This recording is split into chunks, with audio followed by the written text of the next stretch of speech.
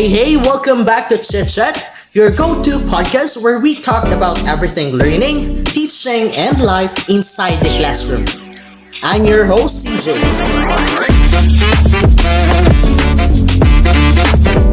And today, we're diving into something really cool. What goes on inside the learner's mind, how the learners think, learn, and stay motivated. But today's episode, I'm not going to be solo because joining me are my two awesome guests, Bea and Joanne.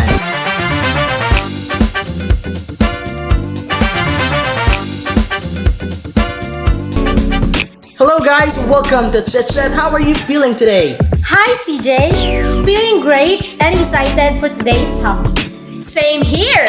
I think this one's going to be really relatable, especially for us education students. Exactly, so today's episode is all about how students think, learn, and stay motivated. We'll talk a bit about the brain, how the classroom environment affects learning, and what keeps students going when things get tough. Are you guys ready? Let's go!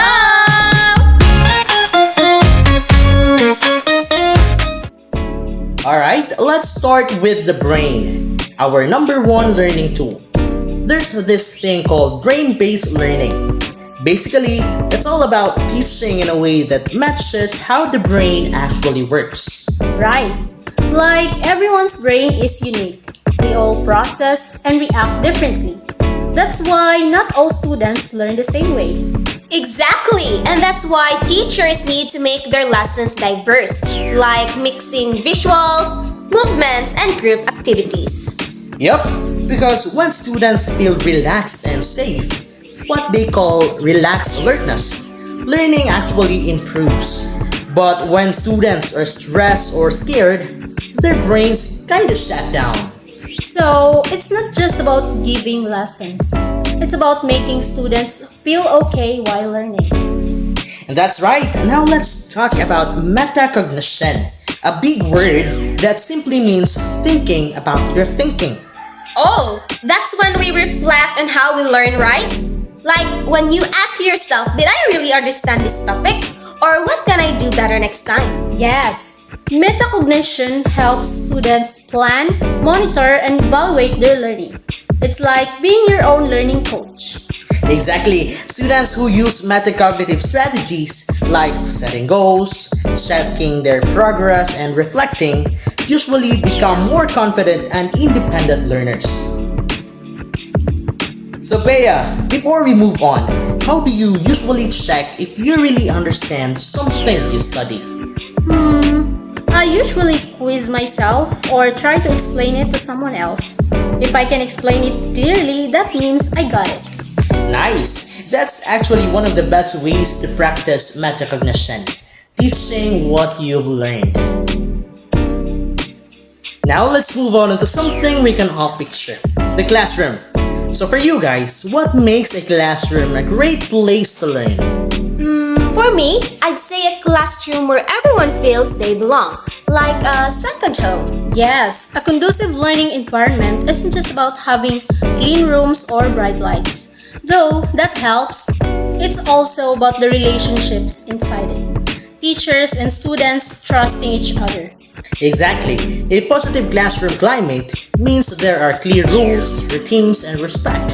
Students know what to expect and they feel safe to express themselves. And teachers also play a big role. They have to organize lessons, manage time, and keep everyone engaged. Plus, classrooms today are super diverse, so teachers need to adjust. Some students might need extra help or different activities. Right, and when the environment is supportive, physically, emotionally, and socially, students are more motivated to participate and learn. So Joanne, have you ever experienced a classroom that made you really want to learn? Like, it's just had that good vibe? Oh yes! Back in senior high school, we had this teacher who made every lesson feel like a game. The room was colorful and she always encouraged us to share ideas. Therefore, I never felt afraid to speak up. See? That's exactly what a positive environment does. It makes learning feel fun and safe. Now, at this point, let's talk about what drives us. Motivation. Yup! Without motivation, learning just doesn't stick. That's true. Motivations is like our inner fuel. According to psychologists like Maslow, we all have different levels of needs, from basic ones like food and safety, up to things like belonging, self-esteem, and self-actualization. So if a student's hungry or scared, it's hard for them to focus on learning, right?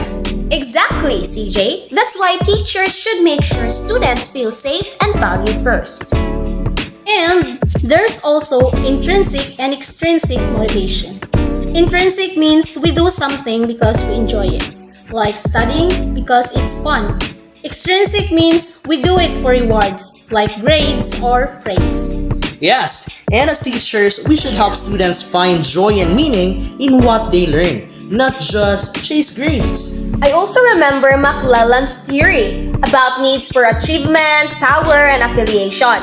Some students love challenges, some want to connect with others, and some enjoy leading. That's right. Therefore, it's really about knowing your students, what drives them, or what makes them excited to learn. So before we wrap up, Bea, what personally keeps you motivated as a learner? Honestly, it's when I see my progress. Like when I understand something I used to find hard. That's the best feeling. Same here, and having supportive classmates and teachers helps a lot too. Love that. Progress and support. To be keys to motivation. So, to wrap it up, learning isn't just about books or lectures. It's about the brain, the environment, and the motivation behind it all. And the best teachers are those who understand how students think, feel, and grow. Exactly, when we care about how students learn, not just what they learn, that's when real education happens. Well said. And that's all for today's episode of Chit Chat. Thank you so much, Bea and Joanne, for joining me. Thanks, CJ. We had so much fun talking. Yeah, I learned a lot too. Yeah, same here. And to our listeners, keep learning, keep reflecting, and always stay motivated. Until next time, I'm CJ, and this is Chit Chat.